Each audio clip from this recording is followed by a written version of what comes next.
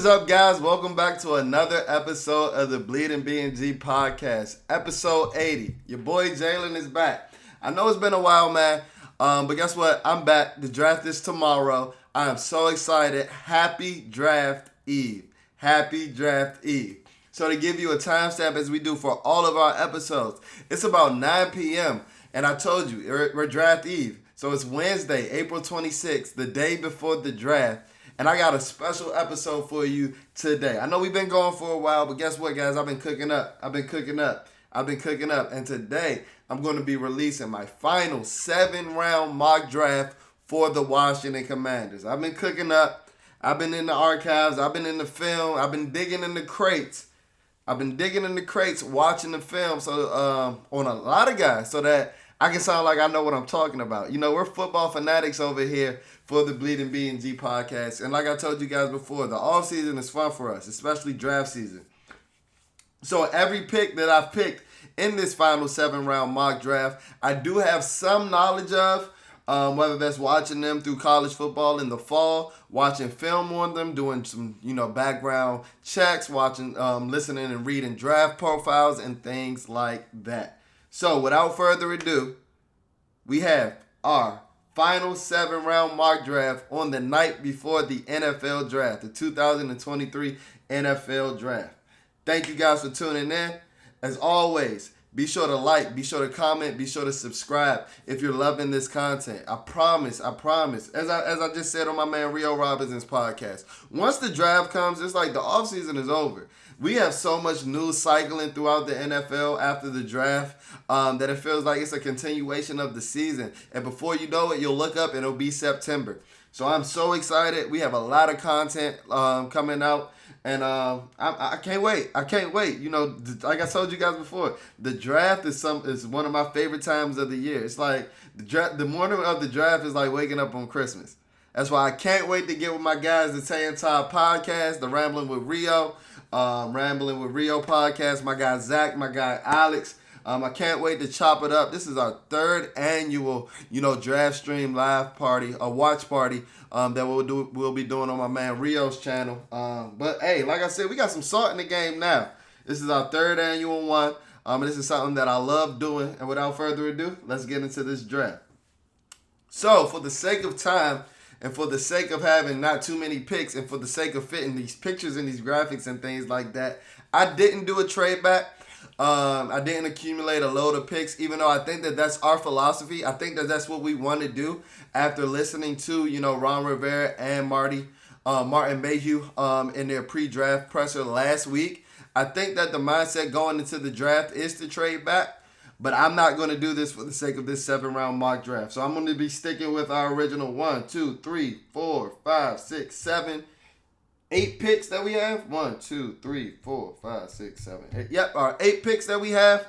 I'm going to stick with the original picks that we have at 16, at 47, at 98, 118, 150, 193, 215, and 233. So I'm going to be making our 8 picks from our 8 original picks that we have so as of right now on Wednesday, April the 26th. And hopefully you guys enjoy it. So I'll tell you who I went along with for the pick. And then I'll tell you some of the names that was on the board to let you guys, decide if I made the right pick as far as, need, as far as the best talent available and things like that for our Washington Commanders. And let me know how I did at the end of the draft. Please leave a comment. If you think this is an A+ draft, let me know. If you think this is an F- draft, let me know. Like I said, I love interacting with the fans and things like that, and with you guys. So without further ado, let's get into this mock draft. So with round 1, pick 16, I, along with many others, and this is how before I get started, we use Pro Football Network's mock draft simulator, and I tried to make the draft as realistic as possible. I know they have some prospects ranked criminally low. Like they have Yaya Diaby lasting them to like the 6th round. Some things that just aren't going to happen. So I tried to be as realistic as possible. So hopefully you guys enjoy. Like I said, round 1, pick 16. I, along with many others, as it seems to be, went with offensive tackle Darnell Wright from Tennessee. This guy's about 6'5". This guy's about 360 pounds. I think he got to around 340 in the combine and things like that. But I think that he's the second best tackle in the draft. Behind Paris Johnson Jr. As far as just raw skill set, who's ready to play right now, I think that he's the second best tackle right now in the NFL draft. I think that he's a guy that can come in and play your right tackle position from day one, even though I know we brought in Andrew Wiley to play that position. I don't think Andrew Wiley's the type of guy that prevents you from, drafting a potential Pro Bowl or potential All-Pro caliber player like I see in Darnell Wright. This is a guy that held the pocket up strong for Hendon Hooker in the past 2022 season. And he also has experience playing left tackle as well. So this is a guy that screams positional flex, something that, Coach Ron Rivera loves. And this is a guy that I know I was listening to his, I think it was Move the Chains interview with Pat Curran. He really believes that he can play left tackle. It's something that he hasn't done since 2021. But I think that he has the athleticism, and not just that, but the sheer power and the sheer strength to hold on with either bookend tackle position. I think that he can be a potential All-Pro at the right tackle position. But I think he has Pro Bowl talent to play at the left tackle position as well. So with the 16th pick, we went offensive tackle Darnell Wright from the University of Tennessee. Some names that were on the board that may entice Washington or may entice you guys as Washington Commander fans. We had running back Thompson Robinson on the board from the University of Texas. He's been a hot topic amongst Washington Commander fans. We had outside linebacker Nolan Smith. And we also had Maryland cornerback Deonte Banks, who will personally be my second choice for pick 16. It was hard to pass on Banks, but to get a potential All-Pro right tackle in Darnell Wright, that's why I went along with that pick. So, moving on into the second round. Round 2, pick 47. We have a stud that fell to us. And this is how the draft tends to go. You never expect some guys to fall as far as they do. And I didn't expect this guy to fall to us at 47, but boy, I'm glad that he did. And that is tight end Darnell Washington from Georgia, the University of Georgia. This guy is 6'8", 270 pounds. And he's a freak of nature. If you watch his combine performance, he has some impressive jumping numbers, some impressive 40 number. And the thing that impressed me about the combine is this is a guy that was really held for his blocking. His nickname is the extra lineman, the sixth lineman.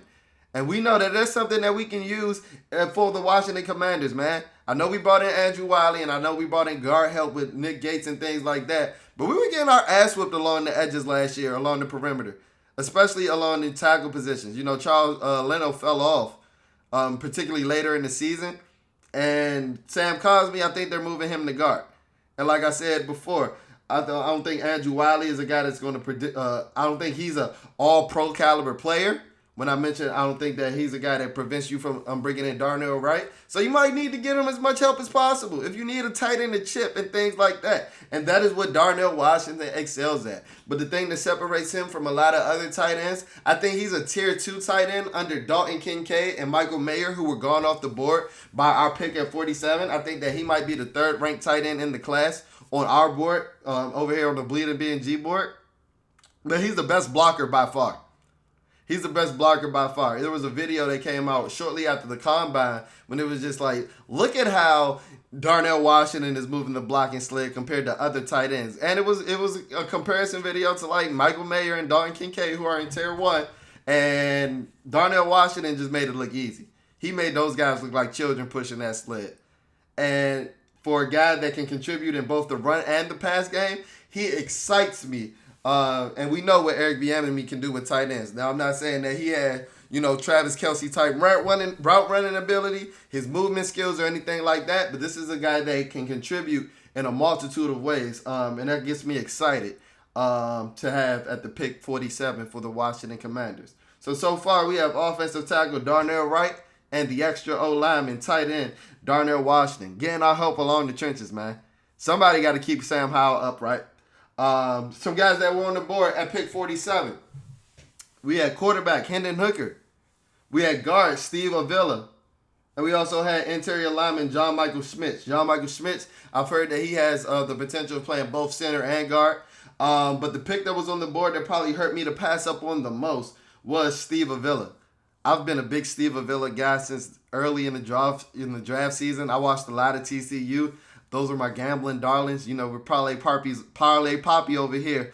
at Bleeding BnG. But those are my gambling darlings, so I paid a lot of attention to TCU this past year, and I think that Steve Avila has the potential to be the best guard in this class.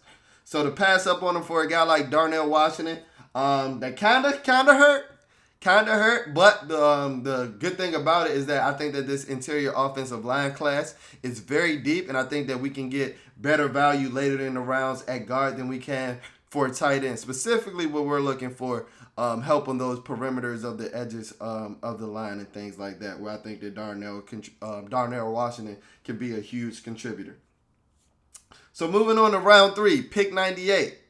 This is a guy that some may think that we reached for, but this is a guy that we've met with multiple times throughout the draft season and things like that. And this is a guy that I think is a really, really nice scheme fit for what we like to do defensively, especially in that secondary. And that's quarterback Caillou Blue Kelly from the University of Stanford. This is a guy that's around 6 feet, 6'1". He has super long arms.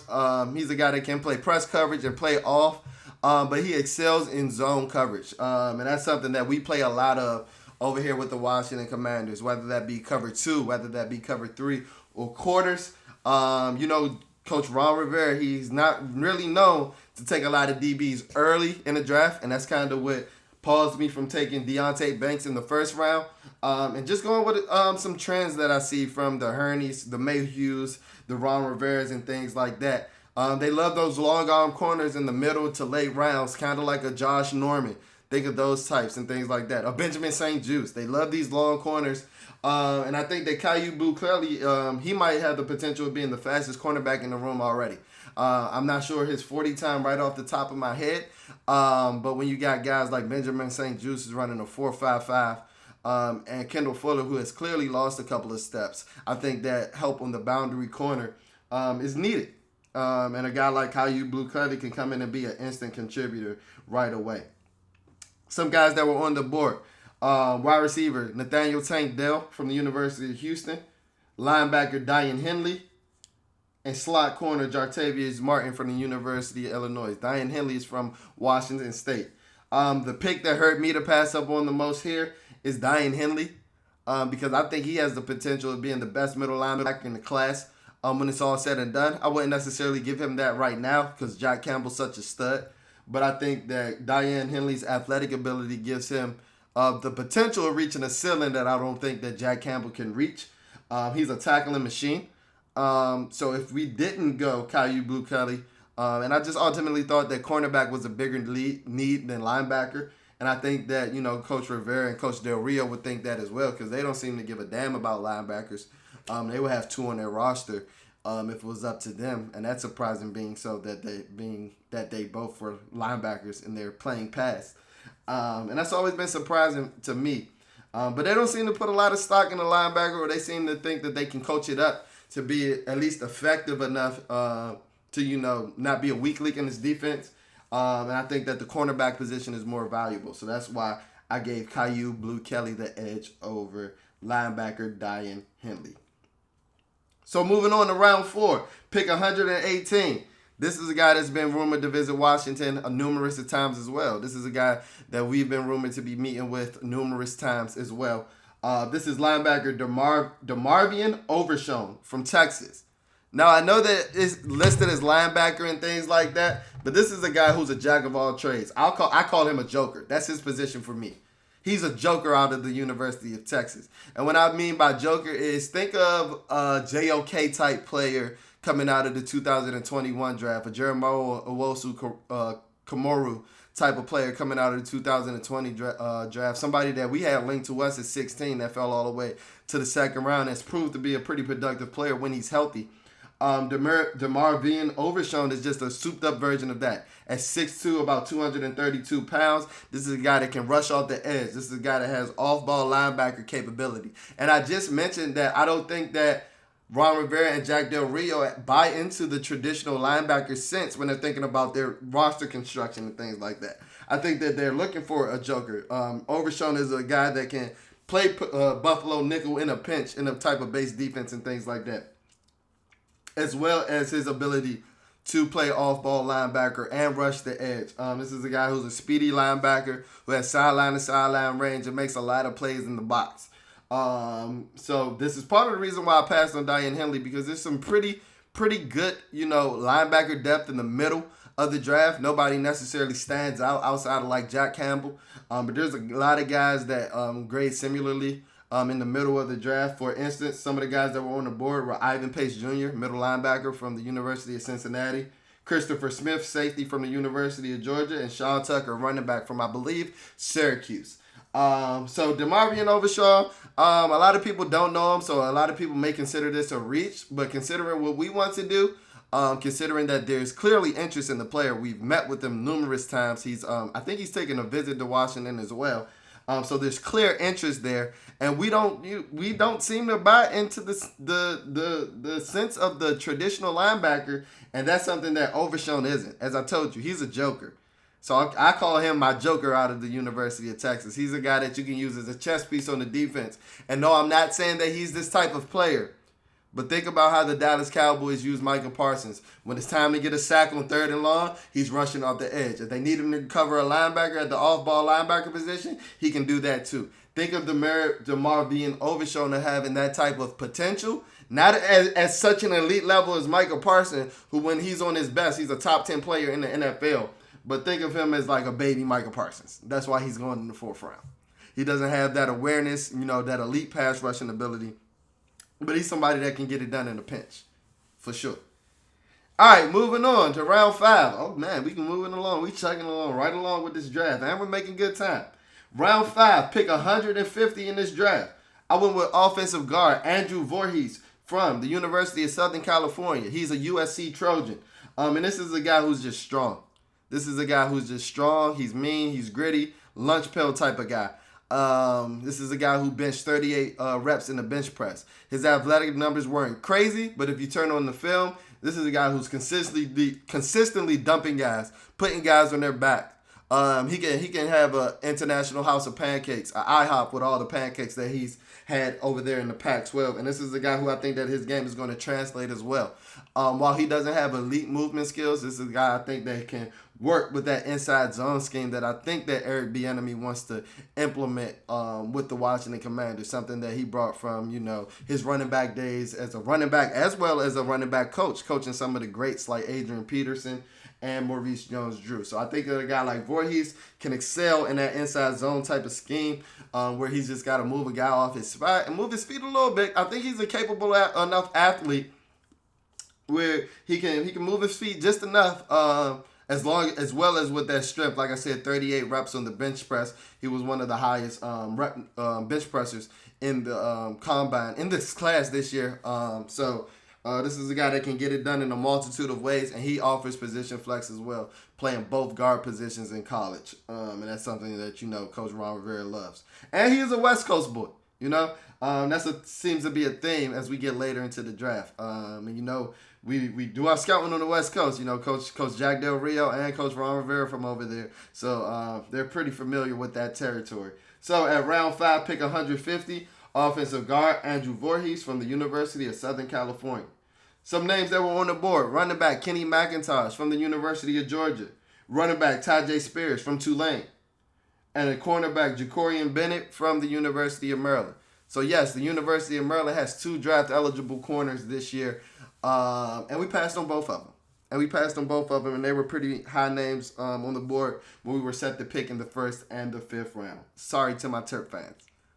But I do love me some Deonte Banks. I want that to be known. I do love me some Deonte Banks. But Darnell Wright was definitely the pick there at 16. So moving on to round 6, pick 193. We're staying on the West Coast. Now I know Coach Ron said Sam is our guy. But I just find that hard to believe for a guy that you weren't going to start in week 18. And now, yes, we are in the 6th round, so I'm not drafting this guy to come in, and I think that he's going to be taking Sam Howell's spot by any means. But Sam Howell was only drafted in the 5th round. Sam Howell would only be drafted a round higher than this guy that I'm going with. And before I bury the lead, this guy that I'm going with is quarterback Dorian Thompson Robinson from UCLA. And if you guys are familiar with college football, this is a guy who's a magician with the ball in his hands. Not the most accurate thrower, but he improved over time.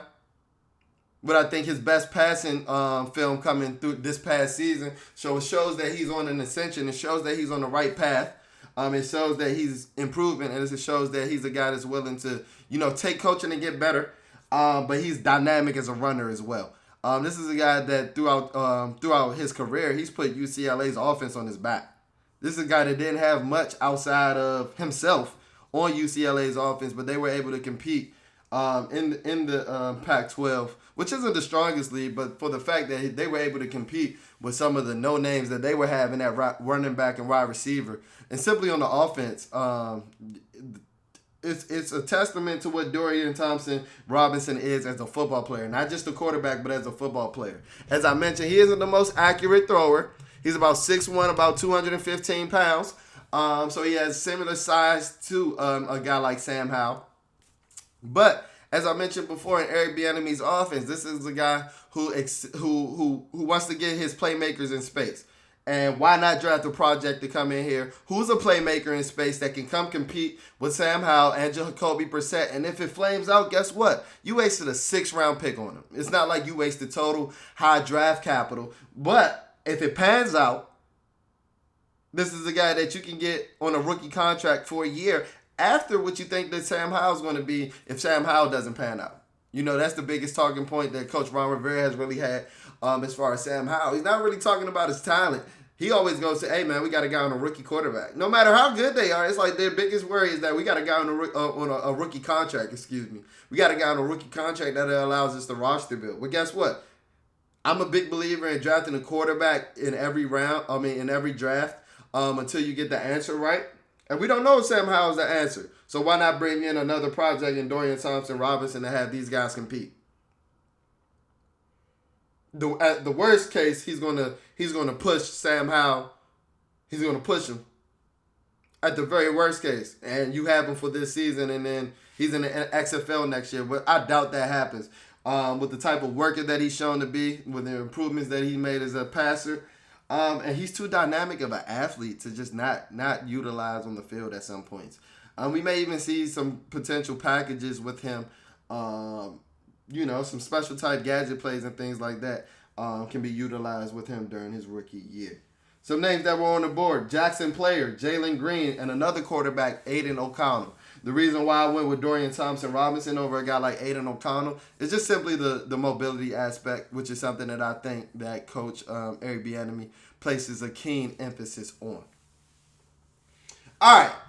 We now at the final round of the draft. We have 2 picks at pick 215 and 233 in round 7.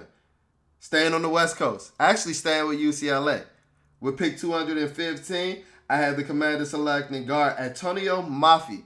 This is a guy that we've been rumored to have interest in. I think he actually took a visit to Washington, or maybe like a Zoom meeting or something like that. But this is a guy, he's huge. He's about 340 pounds, and I'm not sure if he's the most compatible scheme fit. I don't think that he can, I don't think that he can excel in zone like a guy like Andrew Voorhees that I mentioned earlier. But this is a guy who's nasty. Like I said, 340 pounds. He's going to put a guy on the ground. And at this point in round 7, you're taking developmental pieces. So who knows if we can get him a little more athletic to excel in that inside zone stretching game and things like that. But we know that he's nasty. We know that he likes to maul people because that's what he did at UCLA. And he got dudes off his spot. And that's nothing. You can't ask for much more in a developmental guard in the 7th round. I didn't even list the names that were on the board at this point. It was a lot of undrafted free agents and guys that I haven't heard of. And I'm a huge college football fan, so for me not to have heard of them, they probably don't have a chance in the NFL. I'm sorry to say it. Sorry to be as brutally honest as I am, but yeah. Moving on to round 7, pick 233. We close our class out. We close the draft out with some local flavor. And we draft a specialist. Sorry to all my Joey Sly fans out there. I know my man just got married, so I hate to have to ruin the honeymoon. But we draft kicker Chad Ryland out of Maryland. Chad Ryland's up for debate with the University of Michigan kicker as being the 2 best kickers in the draft class. I went ahead and gave Ryland the edge because I think he's a little bit more accurate. While his leg may not be stronger, I think he does have a strong leg. But I gave him an edge because he's a local top. He's a local boy, you know? Got to side with my Terps. I've been passed on 2 Terps in Deontay Banks and Jacorian Bennett throughout the draft. And Ryland is a guy who I think has the potential of being a Pro Bowl and let alone an All-Pro kicker. So if you're getting a Pro Bowl or All-Pro player in the 7th round, no matter what the position is, that's a steal. So to close out our draft with round 7, pick 233, our Washington Commanders select kicker Ryland out of the University of Maryland. And that'll do it for our 7th-round final mock draft. I'm so excited. I can't wait for the draft tomorrow. That'll do it for episode 80 of the BnG podcast. As always, if you're not following us on social media, be sure to follow us on social media. Our Instagram is @BleedingBNG. That's BLEEDING, BNG. Our Twitter is spelled a tad bit different. That one's @BleedingBNG, but it's BLEEDIN. BNG. So there's only one G in our Twitter handle. As I mentioned before, if you're checking us out on YouTube, be sure to like, be sure to comment, be sure to subscribe. That's how we finesse this algorithm, and I love interacting with all you guys, especially on YouTube, because I can kind of put names and faces. We can chop it up in the comments and things like that. If you're checking us out on audio-only platform, just for our podcast, specifically on Spotify or Apple Podcasts, be sure to leave a rating. Be sure to leave a review. As I always say, let's finesse these algorithms. And if you love Bleeding BNG, let's finesse these algorithms so that when you're searching anything Washington Commanders, anything Washington football, Bleeding BNG is one of the first things that pop up. I told you guys I got a lot more content coming. We're in the nitty-gritty of the draft season. We're in the nitty-gritty of the off-season, and that's just going to roll into football season, man. OTAs next week. You know, we still got the exclusive access to OTAs as the season ticket holders. So I'm going to give you some nice OTA vlogs and things like that. So be sure to tap into the page. Be sure to subscribe, and I'll check in on you guys later. Peace.